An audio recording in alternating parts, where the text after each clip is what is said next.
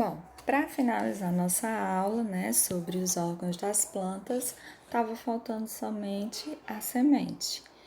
E a semente, ela resulta da fecundação de um óvulo. Lembrando que o ovário dá origem ao fruto e o óvulo dá origem à semente. Como eu já falei, a definição é o óvulo fecundado e desenvolvido depois da fecundação. Sua principal função é proteger e abrigar o embrião, que é a miniatura de uma planta futura, de uma futura planta. A semente, ela contém o embrião, que ao se desenvolver formará a futura planta. Ela é formada por uma casca, por um ou dois cotiledones e pelo embrião. A casca, vocês estão vendo aí com um nome bem diferente, tegumento. Então, o tegumento, que é a parte mais externa da semente, na verdade é a casca da semente. E a semente em si, é recoberta por essa casca, e a parte da semente que vai ser chamada de amêndoa. A amêndoa, ela possui duas partes. O próprio embrião, que vai formar a nova semente, ou melhor, a nova planta, e o albúmen, que é uma parte que vai ter as substâncias nutritivas que vão alimentar o embrião nas primeiras fases de desenvolvimento.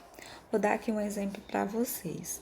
No caso do feijão, a gente observa que o feijão, ele tem 2 cotiledones repletos de reservas alimentares e que mantêm o embrião vivo e sustentam a planta no início do seu desenvolvimento. Mas existem outras plantas, como a mamona, com 2 cotiledones só que são fininhos, e o milho, que só tem um cotiledone.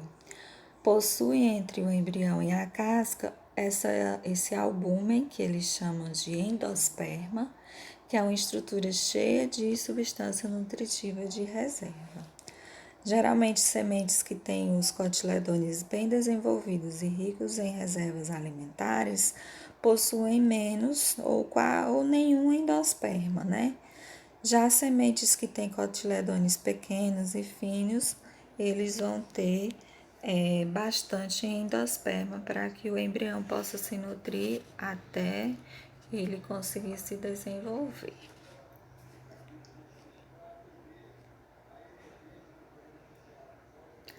Cada óvulo fecundado de uma angiosperma, ele vai se desenvolver e originar a semente. E aí, nesse processo, enquanto o endosperma está acumulando reserva nutritiva, o zigoto vai se multiplicando até formar o embrião.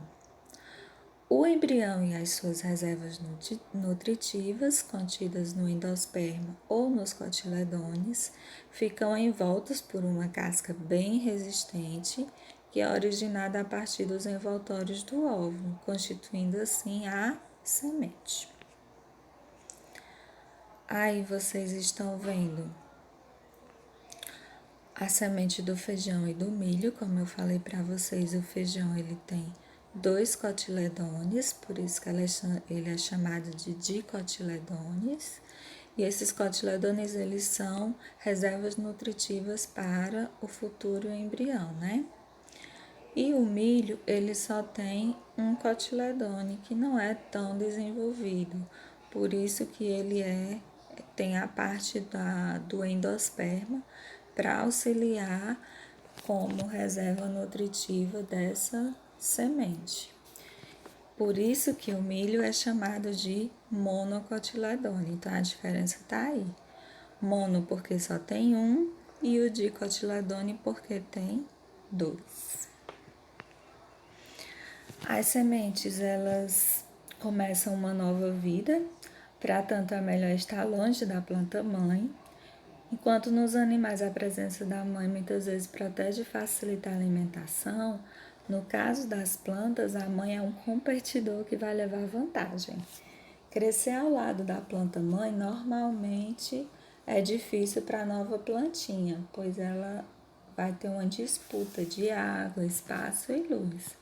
Então, a solução está no desenvolvimento distante da planta-mãe. E aí esse processo é chamado de disseminação ou dispersão das sementes. Elas podem ser espalhadas com o auxílio de animais, que a gente chama de zoocoras, como acontece aí na sapucaia. Podem ser espalhadas pelo vento, que a gente chama de anemocoras, como o dente de leão, e podem ser disseminadas pela água, como as hidrocoras, né? E um exemplo a gente tem o ingá. Os animais, eles podem ser úteis para a dispersão quando se alimentam do fruto e depois espalham pelas fezes as sementes a grandes distâncias. Eles são atraídos pela planta quando os frutos mudam de cor ao amadurecer, certo? Já no caso do vento, pode ser útil para a dispersão, mas para isso é necessário que a semente possua expansões em forma de asa para poder voar, como no caso aí do dente de leão. A água pode levar as sementes para longe às vezes, ainda dentro do fruto, como é o caso, por exemplo, do coco. A maré alta leva para longe os frutos que caem do coqueiro.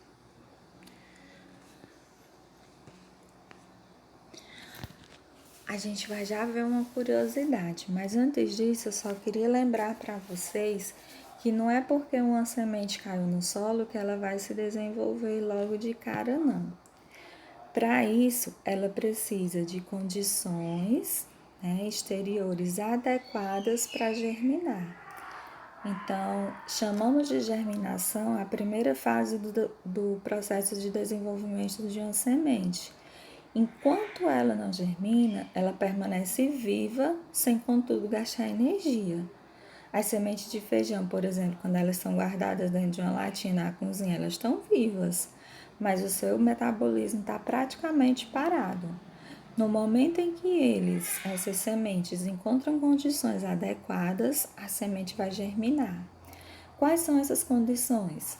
Presença de gás oxigênio, de umidade, temperatura apropriada.